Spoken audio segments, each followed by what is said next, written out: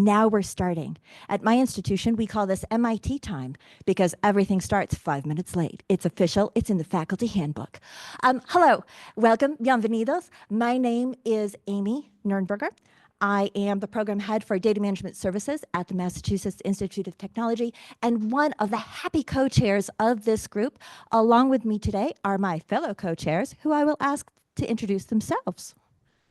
Hello, I'm Magdalena. I'm from Gdańsk University of Technology, Poland. I'm head of the Open Science Competency Center at my library. So I'm also consider myself a little bit like a data steward, but I know that during our beautiful plenary, we had a lot of discussion what the data steward is. So, and our other colleagues, Kati. Hello, everybody. My name is Katarzyna Biednacka, short Kati. I'm from the TU Berlin, where I'm a data steward at Cluster of Excellence of UniSyscat. Thank you.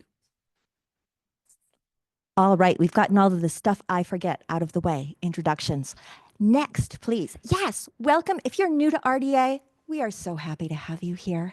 If you have questions about RDA, please feel free to bug me about them later. I'm happy to answer questions.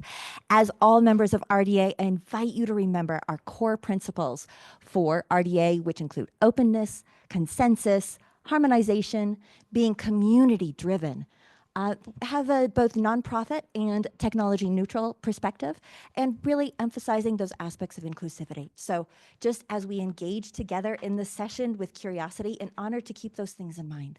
Thank you. Next.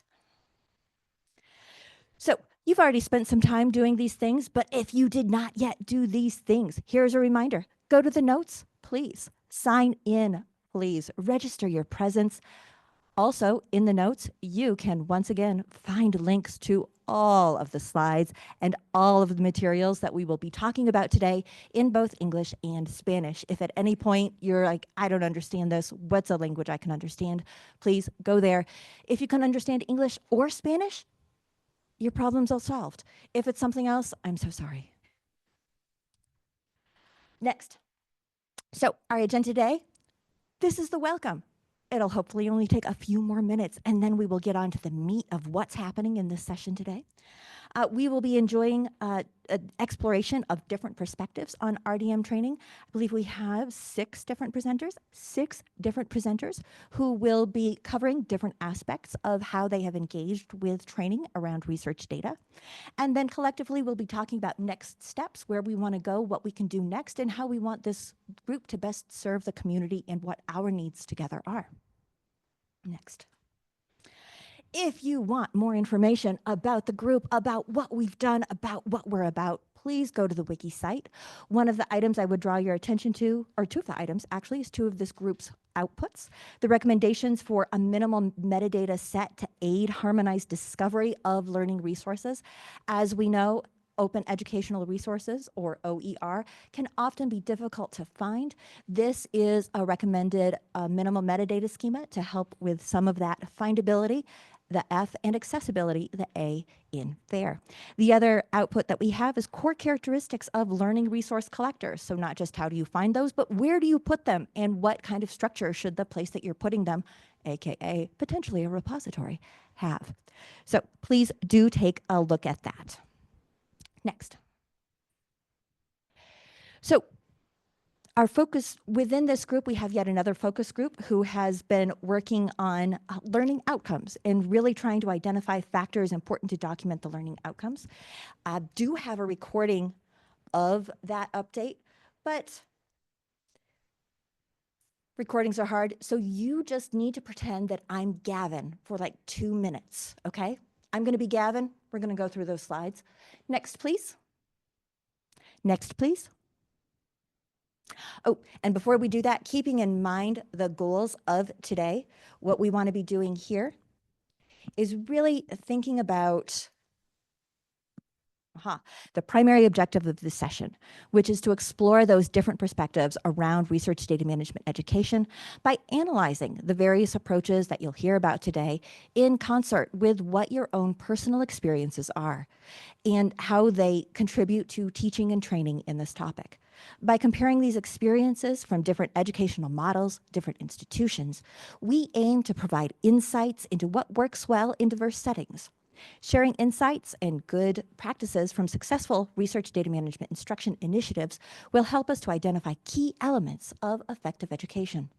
Moreover, this session will help us identify challenges, opportunities by highlighting the pros, cons of different education formats, by recognizing our common challenges and exploring potential solutions with each other, really being curious about those. We aim to improve the overall quality and accessibility of education. Yay! Are we all excited? Yes, yes, excellent, wonderful. That was the goal. Okay, so do we have questions before we get into some of our other areas? No, we're good. Okay. Excellent. I am actually going to ask you to go back several slides. There we go. Oh, no, what? Forward one? Yes, this one. Okay, this is back to pretending I'm Gavin. Okay, are we ready now? Yes? Okay. Pretend I'm Gavin. And my apologies to Gavin, who did do a very nice recording of this. If you would like to listen to the actual Gavin, that recording is in the folder and you can do that later. So you can like judge how closely I'm not close to Gavin. Okay, hi, I'm Gavin. And I convened the ETH-RD focus group on learning outcomes.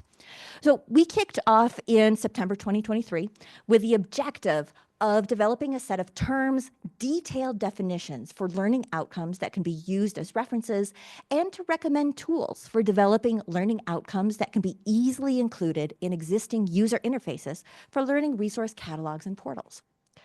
Our provisional objectives, so we started out with these, were to develop definitions and purpose for learning outcomes, to look at minimal viable outcomes that we specify as requiring interoperability, and then also outcomes and defining core work role requirements.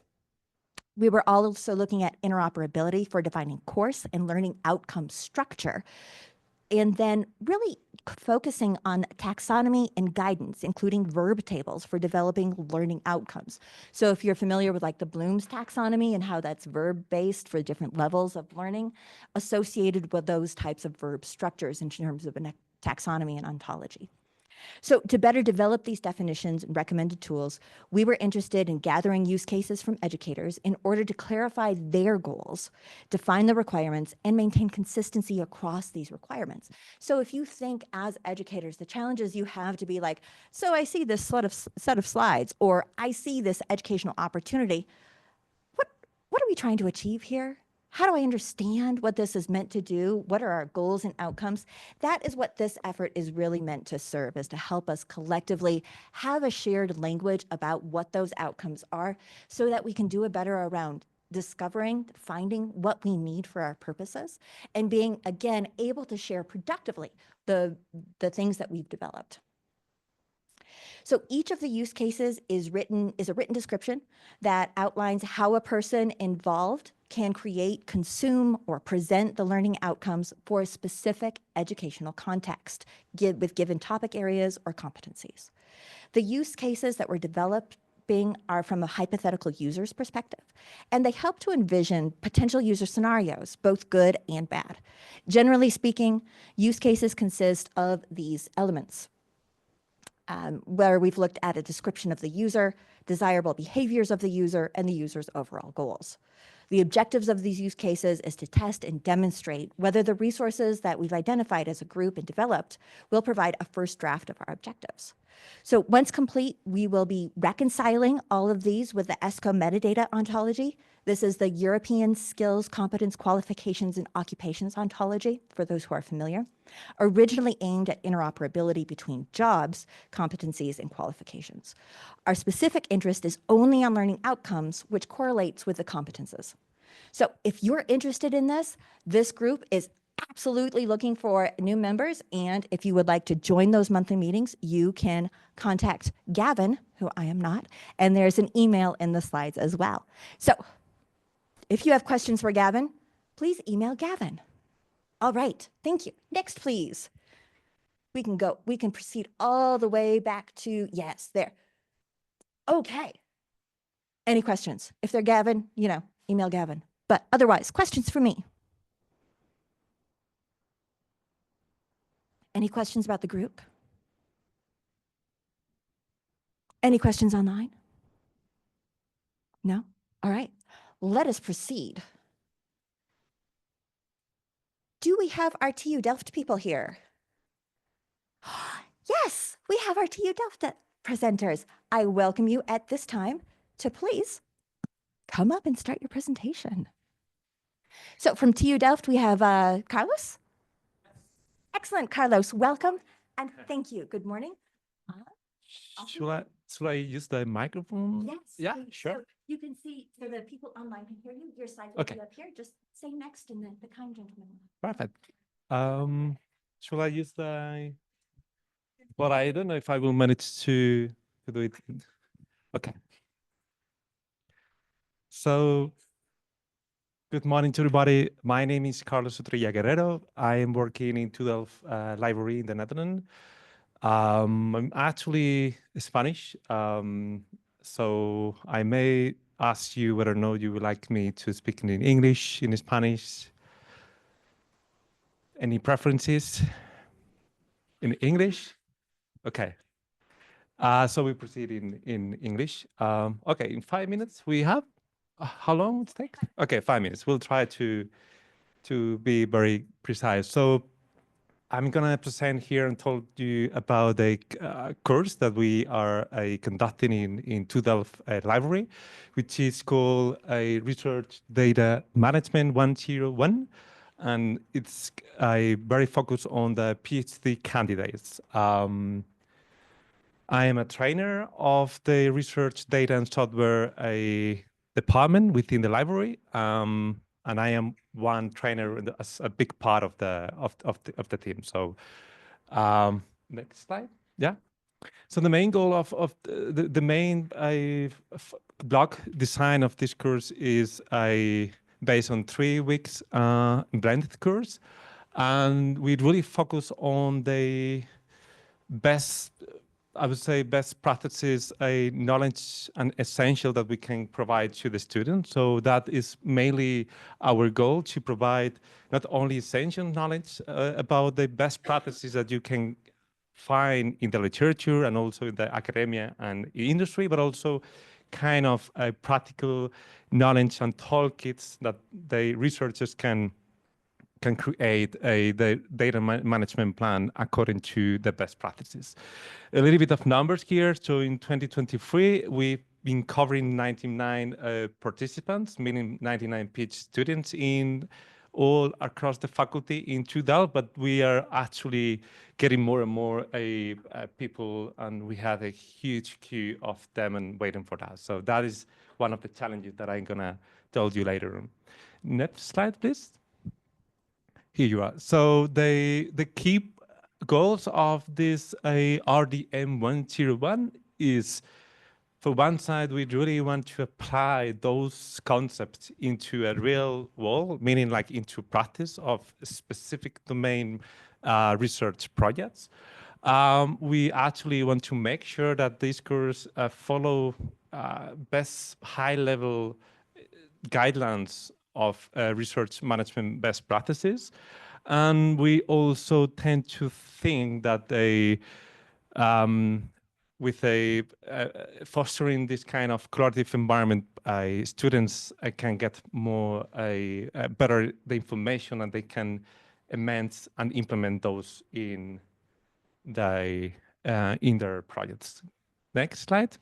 So a little bit of the components and the specific information that we are giving. So we are dividing the information, like theoretical background, in models, dividing 3 classes, like week classes, like in-person one, and they have to deliver to 3 different weekly assignments. We call data flow map. In the model side, we have mostly 5 models focused in the increased awareness of the research and data management. Then we move more into the essentials of this data management concepts. and we move more into one of the best well-known guidelines for principles and how to apply it. And later on, they need to get the research data management plan done with those specific tools. Next slide. So this is one example of the student that they basically, in the left side, you have the list of components, the list of research objects, and the student need to specify the details and give some examples. Like next slide. And the student needs to address some questions about the strategy that they have to apply. Next slide. Those are a few specific challenges that student had. For example, we need what was the area more challenging for them, why, and what was the and how they can make it. Next slide. And finally, there is some kind of ongoing discussion in the last class where they share the to-do list for the near future, for the present for the students, what they can implement about naming convention, working structure with data and with software. Next slide, and I think this is the last one. So those are So our main goal for the near future, so as I say, there is a huge development course, so we are thinking to how the way to scale up this course. And for that, we are trying to run one specific report that to assess what was the best for this RDM. Next slide, and the last one. This is the team, and I am really thank you for the TUDELF to give me the opportunity to be here in Costa Rica with you. Thank you so much. Yeah. Okay, on time. Perfect. Yeah. Okay. Yeah. Hi, Hi, everyone. My name is Ingrid Dillo. I also come from the Netherlands. I work in an institution called DANS. And I am a little bit in the same position as Amy, because I'm not speaking as Gavin. I'm speaking as Fieke Schoots, who is my dear, fantastic colleague in the Netherlands at another institution called HealthRI. And she prepared the slides that you're going to see. So I'm going to try to speak to them because I don't have the lovely speaking notes that Amy had. So next slide. In the Netherlands, we've been working on a national level around research data management training since 2011, really. Since 2013, this is captured in a wider context of what we call the Research Data Netherlands, which is a national coalition of a number of institutions in the country that are data service providers and also centers of expertise, and have a mission to promote and implement long-term sustainability of fair data. Mouthful. Anyway, these 4 organizations also cover the different domains. They offer training, and we also organize biannually the Dutch Data Prize, which is a prize for people who do well with their data sets. Next slide. 2 years before RDNL, Research Data Netherlands, became a thing, we already started a course on a national level called Data Intelligence for Librarians. In those days, there was still a lot of debate around what these people really were, what their task would be, and how we would call them. This course grew over the years, and its name also changed into Essentials for Data Support. And it was quite successful in the Netherlands. Next slide. There were 2 ways, and still are 2 ways, to take this course. It's completely digital. It's in English. You can do it by yourself, self-paced, and we have seen that over 200 people have already done that. But you can also follow a full course in the Netherlands. We offer that 3 times a year, 12 people. So if you do your calculation, we have around 360 people, research data managers in the Netherlands, now trained through this program. All the materials publicly available, as you can see. Next slide. a kind of offspring of that group, because of course also the data stewards developed and the professional level rose. So there was a time when it was also useful to provide something for more experienced data supporters. And that became our GDPR for data support course. Again, 2 ways to take that course, materials available, and we are now starting our 3rd run of that program this year. Next slide. In the Netherlands, we were lucky that we got a big injection from government for an open science program for the coming 10 years, 20 million a year. Unfortunately, through a political change in our country, that budget is now in the 1st year already cut by half. Not good. But we are lucky that we have managed to get quite a bit of funding, 4.5 million up and about, to build a national training platform in the Netherlands. So this will be national, really a national thing to increase the capacity of data professionals and also provide accredited training, develop a national curriculum, and also build a platform. Next slide. Here you see the expected outcomes of this project. It will start January next year, will run for a couple of years, and you will see that this should lead to a national curriculum, to really aligning also all the training offers around the country, and also deliver, of course, the trainings. And we are also going to provide badges. So in that sense, we really hope to bring the national training for research data managers on a higher level in the coming years with this combined effort. And of course, a very important challenge will be the final dot, to create the long-term plan for governance and sustainability of that plan, because this is yet again a 4-year injection that you get. And after that, we will need to see how we continue. And that is it. Thank you. Thank you. Oh, Magda, could I ask you to get the door, please? It's locked. We will now continue with, thank you, Ingrid, with Jennifer, whom I believe is presenting online. Yes. All right. Jennifer, please take it away. I'm here. Can you all hear me? Yes. Great. All right. Thanks so much for having my talk added to this panel. I'm Jen Doty. I'm speaking to you today from Atlanta, Georgia, and I'm going to talk about incorporating research data management into an existing graduate course. Next slide. Oh, yes, already said this part. Sorry.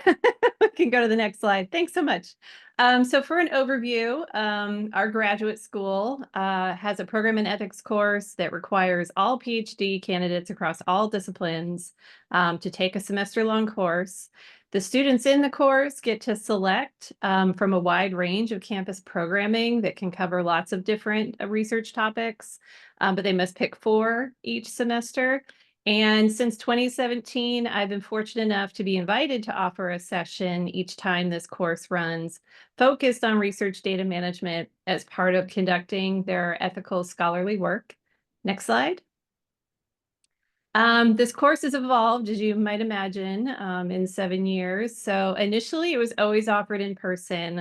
In early March 2020, I was in a room with 150 graduate students trying to make sure I had print copies of a data management plan we were all going to review, and lots of other logistical challenges. Pivot to a lot of stuff moving virtually in the pandemic, and it offered a new opportunity to rethink how this content was presented. So next slide. And I also wanted to make sure I was keeping up with the trends across research data management. So I was often alternating between talking about data management plans and focusing more on data sharing. And in this virtual environment, we were able to reach, while we were lucky to be able to have over 100 students often in our event space in the library, being on Zoom meant we could reach even more students, which is especially pivotal because we even have a graduate program that we share our students between Emory and Georgia Tech across town. And it was logistically difficult for some of them to get to sessions held only on the Emory campus. There are, of course, challenges to using Zoom, but we really tried to lean into those opportunities. Next slide. So I have offered sessions where we focused in on the components of a basic data management plan. So talking about those things you would probably find in common, depending on, or even across different funding agencies, which is really essential when you're talking to students from humanities all the way through social sciences, basic sciences, into a lot of health sciences. Next slide.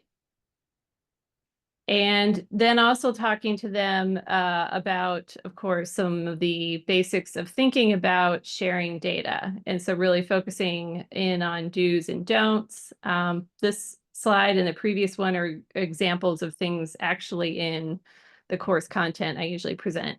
Next slide. And then making sure I built in still student activities, having time in person for them to get in groups and review a data management plan or look at a data repository together had been really beneficial. But with Zoom, thinking through how that would work, oriented the activities again towards one specific to looking at sample plans and thinking about them, and then also looking at data repositories. For a lot of graduate students, this is the first time they've ever been looking at a data repository as a place to consider sharing data in the future. Next slide.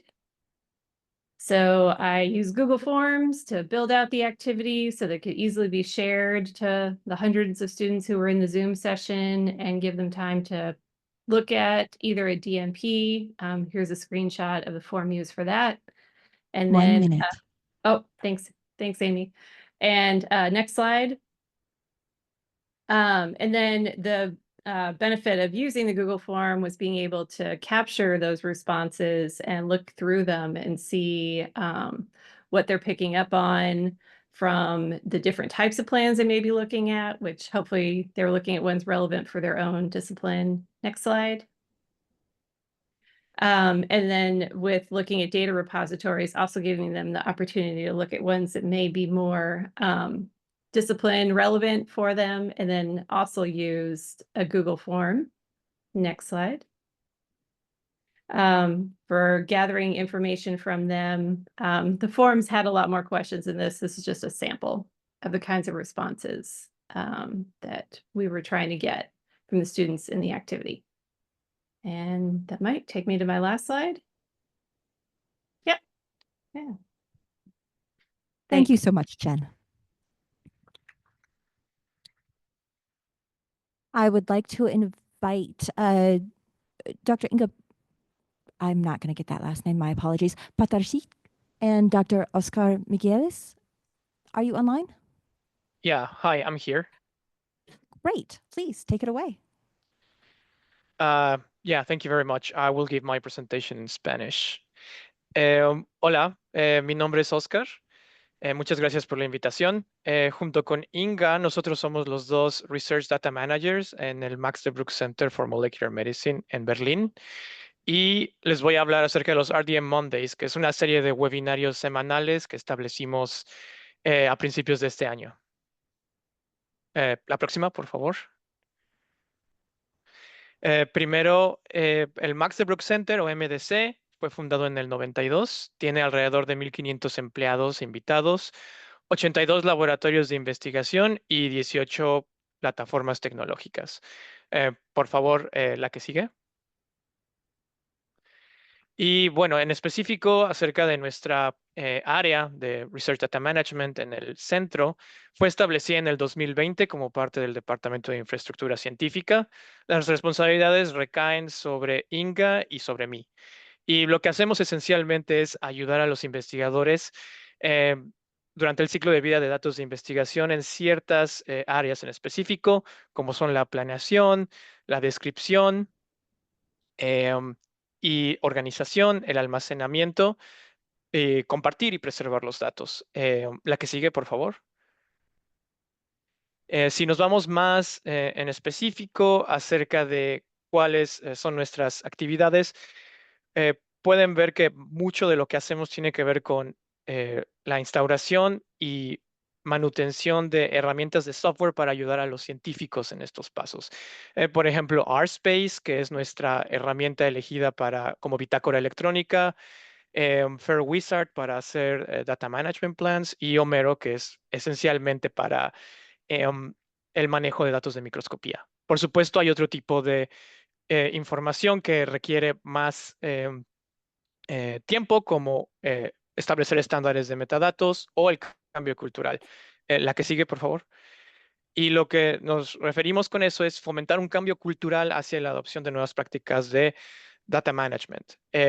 La oportunidad que viene con esto es, por supuesto, construir un hub que ofrezca servicios de vanguardia para los investigadores. Limitantes, por supuesto, es que solo somos 2 personas en la posición. Y también tenemos que decirlo, no siempre existen los mejores canales de comunicación entre departamentos en el centro. Si puedes darle clic, por favor, para la siguiente animación. Gracias. Entonces, la solución que encontramos para eso es distintos canales de comunicación, incluido un chat como Mattermost con distintos canales y también comunicación directa. Cuando investigadores o estudiantes nos piden algún tipo de plática, ¿no?, con un tema en específico, y también establecimos los RDM Mondays. La que sigue, por favor. Estos son webinarios semanales, componentes internos y externos de la comunidad tanto científica como de Research Data Management. Duran entre 1 y hora y media y empezamos apenas a principios de este año con 18 webinarios. La que sigue, por favor. Aquí pueden ver una gráfica de barras en el eje X, vemos cuáles fueron esos webinarios, y en el eje Y vemos el número de personas que fueron a esos webinarios, en específico con el semestre anterior, ¿no? Con esos 18 webinarios. ¿Y cómo ha sido nuestra experiencia? Por favor, la que sigue. Empezamos con distintos temas conectados a software. Y en realidad tuvieron una buena respuesta, excepto probablemente la introducción avanzada Homero Plus. Pero invitamos entonces, por supuesto, a ponentes externos de las compañías. Y solo quiero mencionar la introducción a Protocols I/O, que... Un minuto. Gracias. Y que en realidad nos ayudó a establecer después este servicio también como parte de lo que ofrecemos en el centro. La que sigue, por favor. Otro ejemplo es una serie de webinarios enfocados en reproducibilidad, donde tenemos varios invitados, algunos externos, algunos internos. La que sigue, por favor. Y los webinarios más concurridos fueron en realidad con ponentes internos del centro. Por ejemplo, la organización de datos en el instituto. La que sigue, por favor. Y solo para darles algunos números, tuvimos 394 participantes en los webinarios en total, 238 participantes únicos, lo que quiere decir que un poco más de un tercio de las personas participaron en más de un webinario. En total, llegamos a un cuarto de los científicos y solo nos faltó llegar a 2 grupos. La que sigue, por favor, y ya es la última. Aprendimos que precisamente todos los temas son importantes, a pesar de que tengamos pocas personas yendo a cierto tema, produce más discusiones y nos puede llevar a otros proyectos. Y finalmente, los ponentes internos fueron quienes obtuvieron más personas en los webinarios. Y la que sigue, con esto, muchas gracias. Y bueno, les dejamos nuestros datos. Gracias, Oscar. Gracias. I would like to next invite Catherine DeVita. Yes, hello. Can you all hear me? Yes, thank you. Excellent. Thank you very much. So you can go to the next slide, please. So hello, everyone. My name is Catherine DeVita. So I'm the training coordinator at the Digital Research Alliance of Canada, which is otherwise known as the Alliance throughout this presentation. So I'm here today on behalf of my team for the RDM Bootcamp pilot, comprised of the Alliance's Director of RDM, Lee Wilson, and of the Alliance's National Training Expert Group, whose members include Jennifer Abel, Jen Fry, Nicholas Rocklin, and Matthew Viss Dunbar. So today I will briefly discuss the current state of RDM training in Canada, how we're aiming to bridge the gap from one-shot sessions to more advanced week-long training initiatives, the plan and the logistics for our RDM Bootcamp pilot, and our vision for the future. I'll try to squeeze that into 5 minutes, so let's get started. I'll continue, on the previous slide. Thank you very much. So in Canada, we've seen two primary types of training emerge in the digital research infrastructure, or DRI, space, but they've developed mostly in parallel. The first is advanced research computing, or ARC summer schools. So these are primarily led by staff from our regional ARC organizations. While these programs include some RDM content, their focus is largely on advanced computational research techniques. On the other hand, we have one-shot RDM training, which typically focuses on specific tasks like creating data management plans or depositing data. While valuable, this type of training usually concentrates on the beginning and end stages of the data lifecycle without covering best practices for managing data throughout the entire research process. These sessions have been mostly delivered by members of the academic library community who traditionally haven't been involved in ARC activities or training. Similarly, ARC practitioners aren't always aware of the full range of RDM needs. So as the research landscape continues to evolve, more researchers are finding they need to manage their data in ways that are not only organized, but also computationally savvy. Next slide, please. So the research data management, or RDM, is a continuum that spans from study design to dissemination, so such as data management planning to data deposit. Connecting with each phase of the research lifecycle, so current training models don't effectively scaffold along this continuum. The traditional one-shot RDM model is limited to discrete points, while ARC training focuses primarily on phases that require advanced computing infrastructure like data analysis. So most disciplines lack foundational RDM and computational training despite the increasing need for these skills. ARC training assumes these basics and limits the reach. So this program enhances the one-shot model by building foundational literacies. Additionally, RDM practices that promote transparency and reproducibility directly improve scholarly integrity. Foundational RDM skills taught before engaging with ARC services for data analysis help ensure a better study design and data management. Following slide, please. So our RDM bootcamp pilot is designed with clear learning outcomes in mind based on RDM best practices. We're focusing on key concepts such as computational reproducibility, transparency, and creating strong connections across the entire research data lifecycle. These principles will ensure participants leave with a solid foundation in both research data management and computational skills. Our target audience includes Canadian graduate students and early career researchers. However, research staff and anyone else is also interested to join. The bootcamp will be taught by volunteers. 1 minute. The Canadian DRI community with support from 3 paid graduate students who will assist in both content development and teaching. In terms of delivery, the courses will be conducted in a live virtual format, but we're also including asynchronous materials. So these materials will feature exercises and answers, which can be used for self-teaching or adapted for other training needs beyond the series. The bootcamp will run for 1 week with 2 2-hour sessions each day for a total of 20 hours of instruction across the 5 days. Final slide, please. So for the pilot program, we're going to focus strictly on R programming as an entry point to square-shaped data, but the imagined trajectory for subsequent series would build upon these concepts and would move on to Python for more complicated data, computational analyses as an intermediate step, and then to Julia for parallel computing as the more advanced step. So there is also the thought that future series could build out data discipline specific tracks to tackle, tasks that are more tailored to specific audiences. Generally speaking, we understand that funding is always a tricky thing. And so while we're thrilled the Alliance has provided seed funding for this pilot, we are very aware that in order for this to be successful, we can't rely on one-time funding pockets. And Thank you, Catherine. Oh, okay, sure. Thanks. Thank you so much. I really appreciate it, Catherine. Thank you. I would like to invite next, Liana.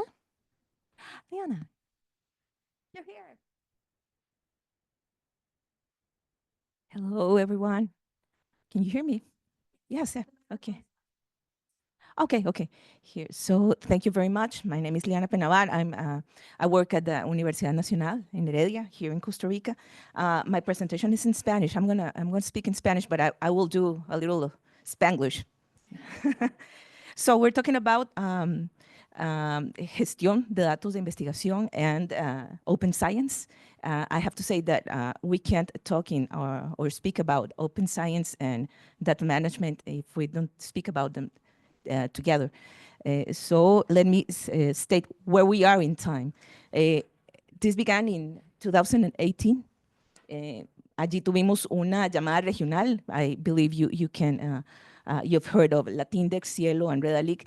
They called us upon the work on open science. And in 2019, the conversation in our university was started by journals and editors. So that is why we have una primera parte que son iniciativas realizadas por editores para trabajar sobre ciencia abierta, incluyendo gestión de datos. En los siguientes años, 2020, 2021, 2022, our institution in the institutional level started working with certain rules and strategies. So we have a top-down initiative there. And finally, up to 2024, we have an integrated strategy that works en las revistas como base, pero también con la articulación institucional, y podemos hablar de una práctica integrada de ciencia abierta con gestión de datos. Next, please. So what have we been doing? I'm going to cite some examples. We have worked conceptualizing, having guides, working with our platforms, and working like trying to let everybody know what we are doing about this. So these are some of those examples. For example, we've worked with preprints. Okay. We work with guides. These are just some of the information we give to our authors in order to how to work with PIDs. That has to be instrumental in order to make all this information traceable with preprints and of course with data sets. Next. This is just an example of how this looks articulated in one of our journals, in this case, Educare, which is the journal I work for. Next. This is some of the information we share with our authors and with our community at the university, letting them know which of these elements we're working with. Another one, this is an example of how from the institutional level this looks like. This is the cover of our open science and data management strategy, and this is an example of how our collections to work with data look like in our repository. Next, and this is our horizon. We hope that all these actions and initiatives work to help us with the following, and this I'm going to read in Spanish. We will try to add up to the Estrategia Regional de Ciencia Abierta. We are working hard to have some traceability thanks to the PIDs.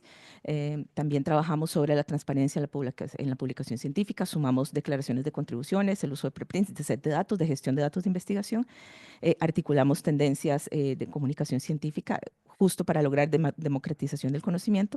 Trabajamos esto todo divulgado en compañía de lo que podemos hacer y contar desde las redes sociales. Nuestra intención es measure what outcome we can have from all this. Y finalmente, we hope we can help with the accountability of all we do with this public funding, which is why we have well, I'm ending here. Okay. Oh, I didn't think so, but this is the end. This is the end. Yes. Thank you.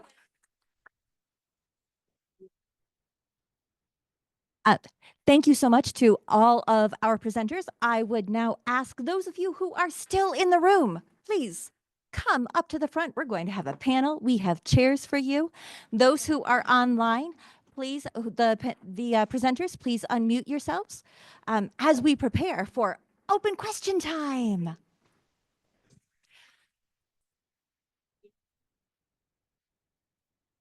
No, por favor.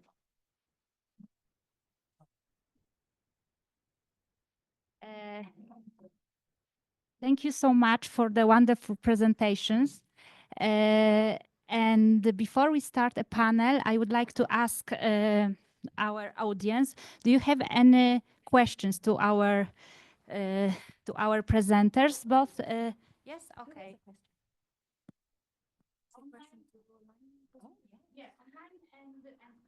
Hi, Jessica. This is Carla from Delft University of Technology. I was listening to the presentation and sorry if I missed some points, but I would like to know what's your target audience for your RDM training. And the other question I would like to know if when you provide the exercises, how is how do you provide feedback? How is it done? Because you got 100 people at a session, which is a big number, I think. Thank you so much.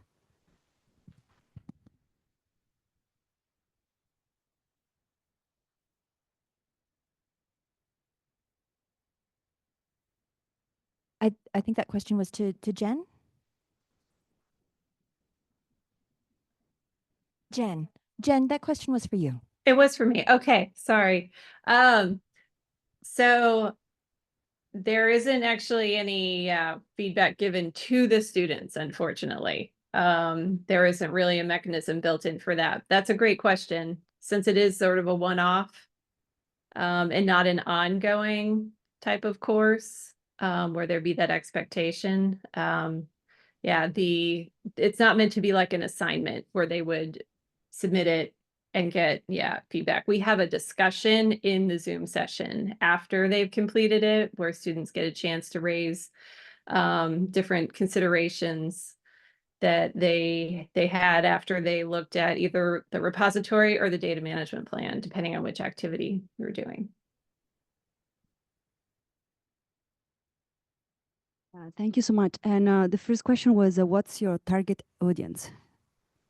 Oh, sorry. Yeah, that was, I may have gone too fast in the presentation. It is all PhD candidates, and they can be from any discipline. So we have folks from the humanities, folks from social sciences, basic sciences, and then we have a very large health sciences center, a School of Medicine, School of Public Health, and School of Nursing. So, yeah. Okay, we have one more question online. Yes, there was an online question to Oscar if the webinars are available online. Thank you. No, not for the moment, at least. For now, the recordings are just available for the MDC community, but we're trying to get the okay from the speakers so that we can actually put those recordings online on our website. So, I mean, if you want, you can send us your emails to Inga or me, and then whenever we get the okay from them, we can send them to you, the links.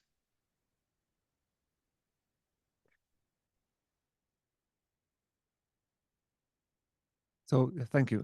Thanks everybody. Thanks for all the presenters. My question is for Carlos from Delft. So you mentioned that it was quite significant that you had a longer waiting list than actually you could actually give the course to. But was the case that was two questions. Is the case that a lot of the time you're having to do a lot of outreach to reach potential PhD students, or do you find in the institution are people coming to you? And the second question then is more along. Is there like particular disciplines or kind of areas or regions, that are harder to reach, or some that are kind of a bit more forthcoming to kind of take up the offer of training?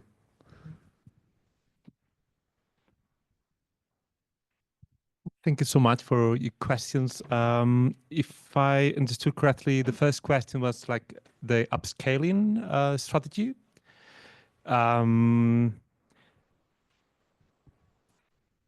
That is a good question and very challenging because we are always struggling with the resources that we have internally. But at the end, we have managed for the last year to have a structure financial funding in the library, and we have been formed four instructors in the RDM 101 course. We are also delivering other courses more in software-oriented workshops as well as personal data as well. But it has been challenging for the time being. But we are I would say, in a time now where we can feel like there is some standardization in the delivery of the course, right? So thinking about how to handle the administrative task for students, like sending emails as well. The communication channels also has been standardized. So for instructors, we had less tasks to be done in that direction, more focus on teaching. And that has been possible with the funding in the library in 2012. And for the second one was like more into the high level or domain specific guidelines or information, I guess. We tend to think that this RDM is a very essential course. So we mostly provide general domain guidelines.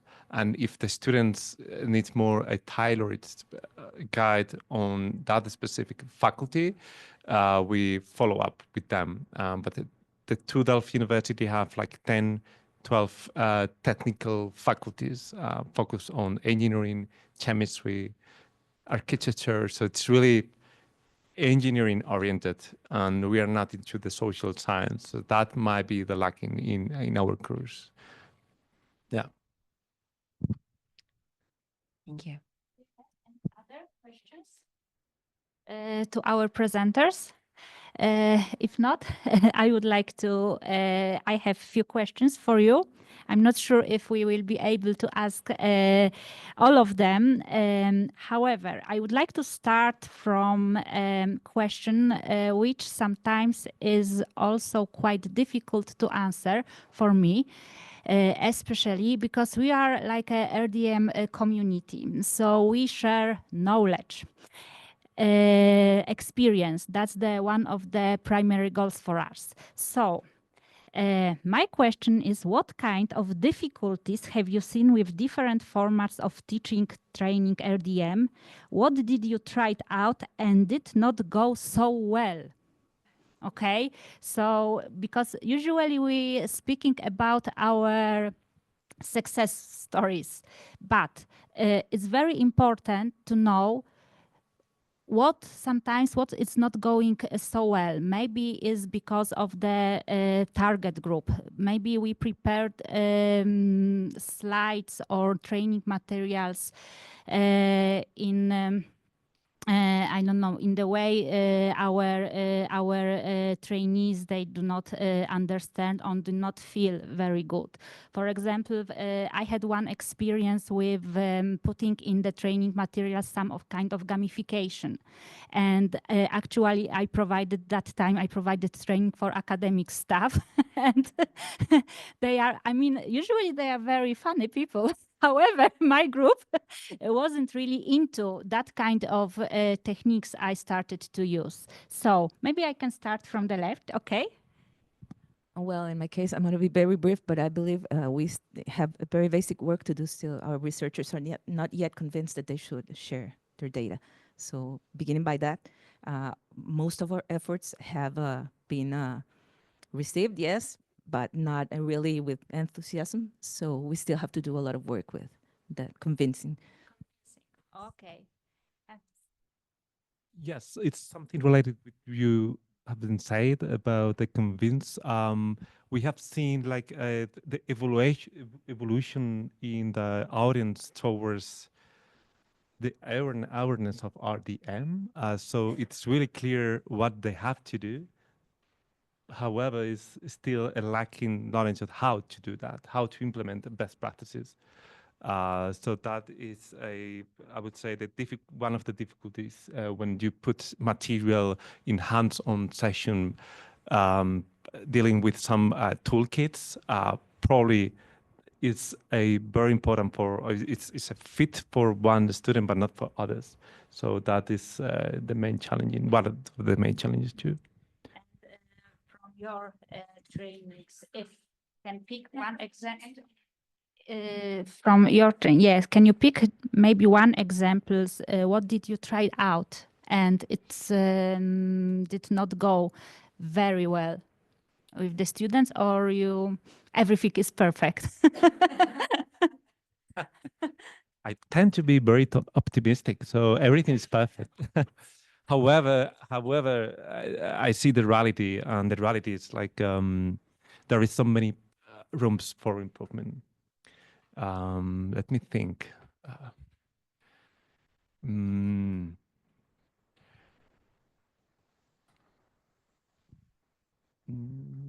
Yeah, I'm thinking about a. Yeah, because. Problem. Yeah, I'm a colleague of Carlos. I think, correct me if I'm wrong, Carlos, but I think that the form we provide, the training, it's a lot personal individual feedback. So that was a reason why we cannot really escalate the course so much, because there is a lot of work that the trainer put into providing feedback during the 3 weeks. And so this is one challenge that we see, and also the other challenge is providing feedback around topics that are very discipline oriented. So a lot of students say, "Oh, I don't find metadata standards," and so they tend to want to be focused on their own project, but we still need to keep the format quite generic, so everybody can feel involved, and we don't fall into specific. I don't know if you agree with me, but I think that was one of the challenges that we face as trainers. Good. Thank you so much. So now I would like to ask the same question our online presenters. So maybe we can start from the Catherine. Yeah, sure.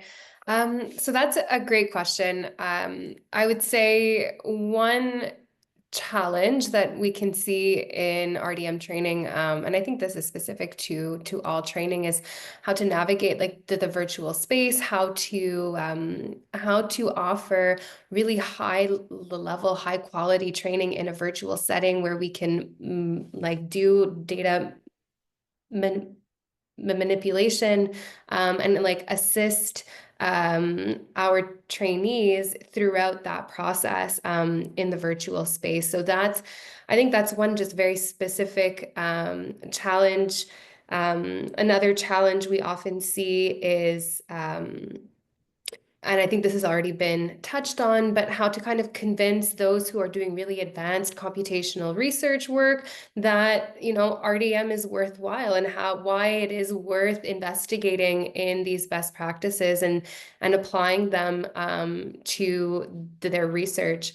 And finally, one challenge that we are still looking to overcome is the dissemination and the communication of training. So we have these really high quality training programs, but how do we get people to come to them? How do we get people to understand that they are out there, and help them to find them? So I hope that helps. Thank you. And can I move this question to Jen? Sure. So I would say a failure is when I've tried to offer RDM training as a library workshop one-off kind of model. We have a lot of other library workshops that are sporadically attended, but we found that when we tried to offer data management type content, it's either like I've literally, had an empty room or have taught to just 1 or 2 people, and often if it's that small, we have a great discussion and they can ask me their very specific questions, but it's really more like we're having a consultation. It is not, really a training or teaching kind of model. So that's probably why I've really embraced most this, being involved with an existing program. It's something where that there is going to be an audience, that a decent number of them are primed for the content. They chose to come to this session, out of the vast array of things that are considered eligible to be counted for the course credit, they decided to come to this. So. Thank you. And Oscar, you are from Max Planck Institution, so you have a very specific target of your trainings. No, we're from Max de Broek. Max de Broek, sorry. No worries. Yeah, so what we have on our RDM Mondays, we usually have PhD students and postdocs attending. PIs rarely, I have to say. And yeah, I have to say that probably one of our challenges is to have more people attending the webinars. And yeah, for that, we explore different types of communication channels. As I mentioned during the talk, we have the website, the um, Mattermost chat. Also, we try to announce our webinars during. There is this Monday announcements for webinars or for seminars for the whole institute. So we try to put our input in there so that people can see it. We also post posters around, and we also try to, for instance, be very careful how we name the seminars, right? Because sometimes people might feel a bit overwhelmed, I feel, if they think that the topic is too specific, right? If it's too much. So we really try to think about it so that at least people feel somehow curious, and not so into oh, what if I don't know that much about it, So yeah, that's something we keep in mind. Something I also missed to mention during the presentation is that sometimes Inga and me are the presenters for specific topics, for instance, for data management plans or for open science and the requirements from journals. And for those cases, this is also most of the times a trial and error issue, right? We try to do some to play around with the slides, depending on the audience. For example, if we think that it's more PhD students, then we try to somehow maybe make it more inviting somehow, to change a little bit the pacing, or to maybe make a bit shorter the most technical parts, so that in the end people get the gist of it without actually, getting too much into the details. But yeah, I guess it's just a matter of trial and error. Thank you. That's the great point. And especially one point about that you try to name your course very well. It reminds me about one time we organized. Sorry. We organized some courses from data analyzing tools, and we divide for academic staff, and we divided them for the beginners and advanced. And all the academic staff, they rolled into the advanced courses, even if they don't really have the beginner skills, because yes, that, that kind of thing. Emmy? Sorry, I would like to add something. May I?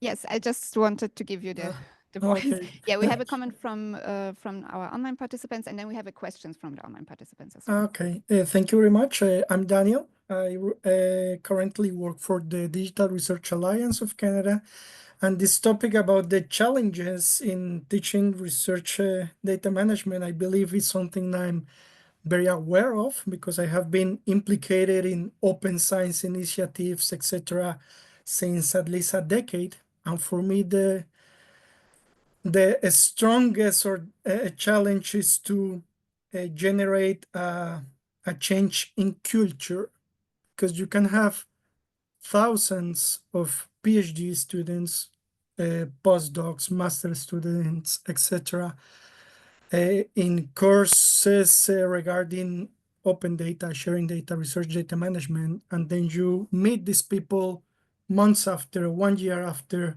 and they haven't changed their practices in sharing data, in handling data, etc. And I believe this is highly related to in the North global community. Labs and research centers are extremely hierarchical structures. So if you don't have PIs, if you don't have lab managers implicated in sharing data, in handling data correctly, in implementing research data management practices in laboratories, is extremely challenging to change those cultures. I mean, we have been doing some surveys, for example, from institutions I have been working with, and less than 10% of people have changed practices 1, 2, 3 years after training.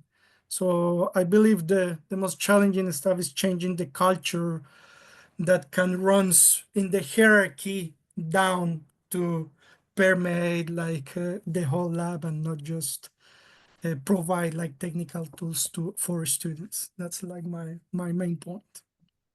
Thank you. Thank you very much. And we have a question from Lorena Rojas in the chat to all the panelists. It's what recommendations could you give us to start a data training program from the library?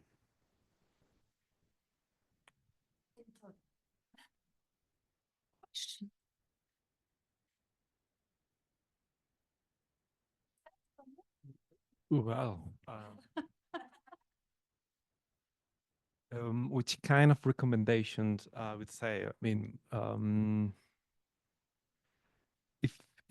if I guess if she's one individual trying to do it herself, then it's going to be quite challenging, and the recommendation will be follow your your vision, right? So follow your idea of building and conducting this training. Trying to reuse material online, open source material from other universities. We also have the 12 Jupyter book publicly available, so that will be my recommendation. And then try to communicate through different channels, as Oscar mentioned, your idea, and try to be like the more pragmatic as you can, in order to end up with a very simple curriculum based on the learning objectives of your workshop and then the expected output. So if you are in a more like team building environment, then yeah, you can start making like brainstorming meetings, try to guess what other instructors and people expertise, and try to divide in different days your material, and that would be my recommendation. Thank you. And do you have any recommendation also for Latin American countries and Central American, Caribbean? That's a wide range of countries. Let's see. I'm not a librarian, I'm an editor, but probably I would say that first thing we have to recognize which is the leading team in our institution regarding data management. In our case, it's not librarians. So first things first, who is leading?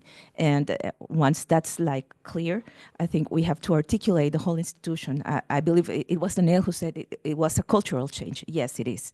So if in order to make it happen, we need all the stakeholders to be aligned in thought. So first, the alignment of interests. That's the point. Katarine. Yeah, this is a fantastic question. And I will echo some of what's already been said by my co-panelists. And we'll start by prefacing that I'm not an RDM specialist. I'm an educator, and I'm a training specialist. And so I can perhaps give you some recommendations on the more, let's say, pedagogical and curricular side of organizing and, launching a training program. So I would say to echo what has already been said, understand who your team is, understand who you are working with, foster those partnerships, and align yourselves along that vision. I would also say it's really important to understand your current knowledge gaps. So what need are you trying to fulfill through this training program, and how will you address it? From that point, then understand your learning pathway. So how will you scaffold learners from this place where those gaps exist to this, the desired end state where you've completed this sort of learning pathway.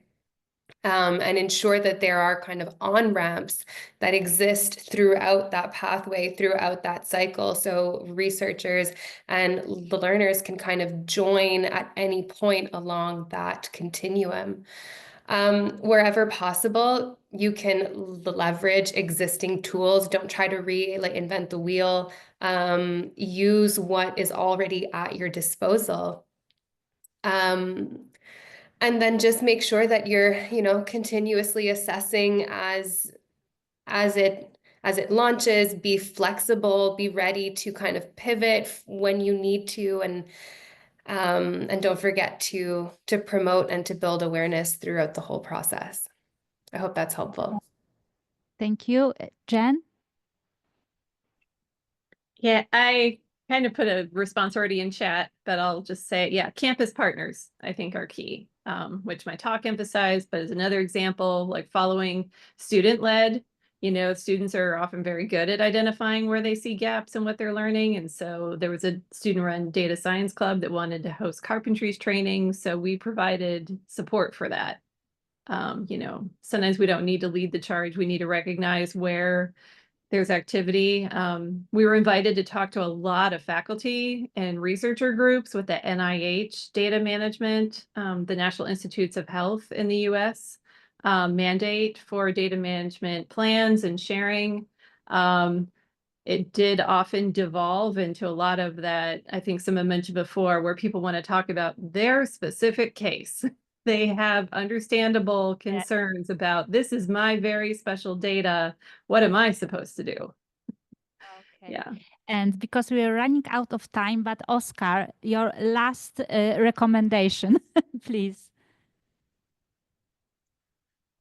Sure. I guess I think it will be important to, in our experience, some people really find valuable how you describe different tools that might be already available in your institution, but they just don't know about it. Not sure how the communication it is there among departments, but there are like resources available for everybody that just people don't know, and you could be surprised about how valuable it is to, I don't know, communicate to, for example, your IT department or, I don't know, your bioinformatics department, whatever the case is, and what kind of stuff you can offer for people to make their lives easier in terms of data management, whatever it's a cloud service or, some sort of options for data transfer. Just make sure that you are able to communicate between different departments to offer whatever is already available there. That's the great point, because I think we have all problems with communication between different institutions and departments. So I would like to thank you, my panelists. I prepare more questions for you, but I will maybe ask them during the break. So thank you so much. And I move the mic to Amy. Thank you very much for the wonderful facilitation, Magda, and to all of our panelists and to our audience members with the questions. Really appreciate that. So if I could ask you to please share the slides again. Thank you.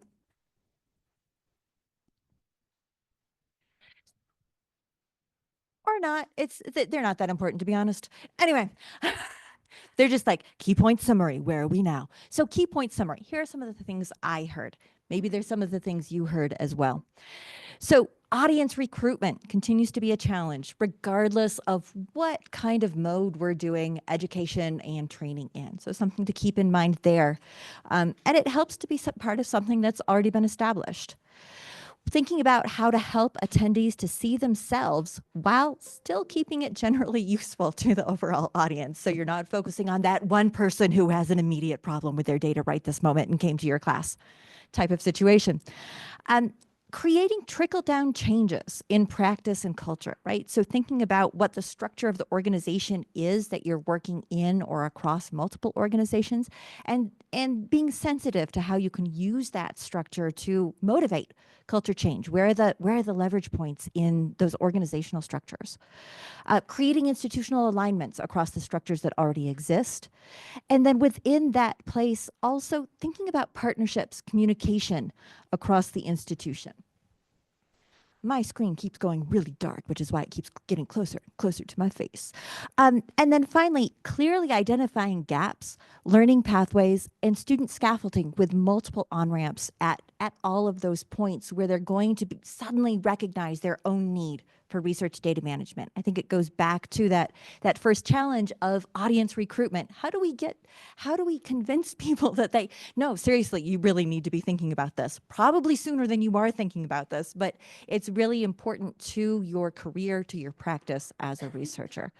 So thank you again for all of those. And now I'd like to move us together into next steps. Next steps, next slides. So how could this group serve you? What would you like to see as the work of this group? What would you like to see this group engage with you about during the next plenary, the virtual plenary? Raise your hand, make yourself known. Yes, Andrea. I'd love to see more about groups who have brought in more people from their own organization, either because they were voluntold that they were going to have data service responsibilities, or because they've expressed interest and you'd love to grow the pool of people using that. For example, my library, we have lots of librarians. I'm the only data librarian, but now there are at least 4 or 5 other librarians who on their performance plan have data services responsibilities. So how do we train those folks up? Great, thank you for that thought. Other thoughts? What would you like to see from this community? What would you like to see from the collective? I see a hand behind me. Hi, Christopher from TU Berlin. I would like to see maybe a bit more for like the activities for undergrad students. And I mean, I'm from physics, and I see a lot of people coming to our group then doing their PhD or so, and they know nothing about, and they build up habits, and that's really a problem then to change them.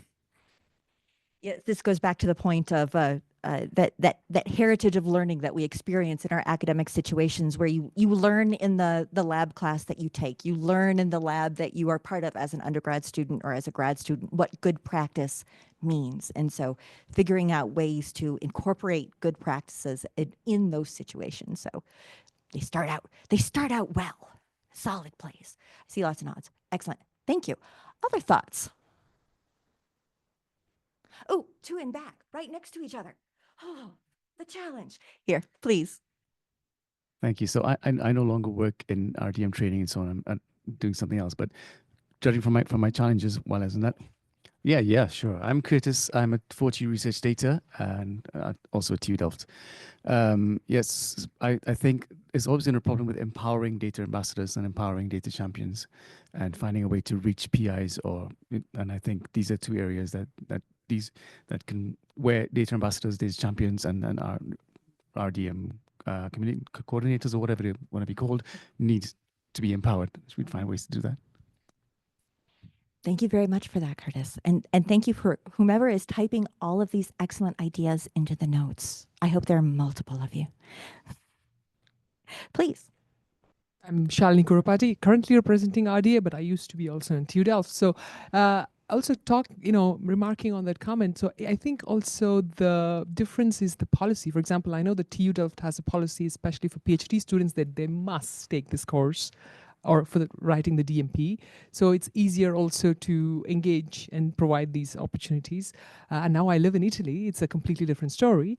There, the training is much more not for the researcher, but more for the librarians, for the ones who are dealing with the data. And there's a competence center where all the courses I go to, and sometimes I also deliver them, I don't see researchers. I see only the support staff. So there's a lot of difference, I think. I would agree with that as well. It goes back to who is our audience, who's getting the training, who needs the training. I'd like to turn to online now. I think Paula, you had a commentary. Please unmute yourself. Oh, I thought it was not possible. It's absolutely possible. Oh, Go it was for not it. in other section. Sorry. Yeah, as a training coordinator, and I think also one of the presenters mentioned, I would like to know about if there are kind of training visions that other, we have a training vision for research data and software management at TU Delft. If there are other institutions having such visions, for example, on how to train researchers on research data management, how they deal with sustainability was mentioned. At TU Delft, faculty data stewards, they do information sessions, but it's more and more difficult to find the time to do those within all their tasks. And that's why we have a team now at the library and so on and so on.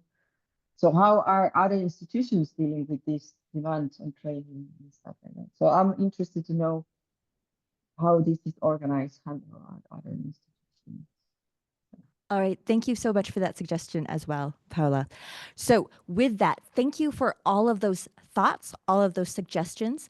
If you thought to yourself while you were listening to those, hey, I have an idea there, please reach out to one of us. We might love to hear a presentation from you for our next plenary. Also, what we might love to hear from you is whether or not you are interested in being a co-chair of this group. As you see, we're a fun group. We have a lot of scope, cover a lot of ground, and we really invite you to volunteer to be a co-chair, particularly, and I'm sorry, if you are not in Europe. We're looking for someone from the Americas, from Asia Pacific area. We love the Europeans. We have 2 Europeans. They're great, but we just can't have all Europeans. That just wouldn't be right. So if you are interested, if you I think everyone has something that they can contribute. If you are so motivated to do so, please contact either me or Kati or Magda, and we would be delighted to speak with you about the joys of being a co-chair. We get to connect with all of you. It's great.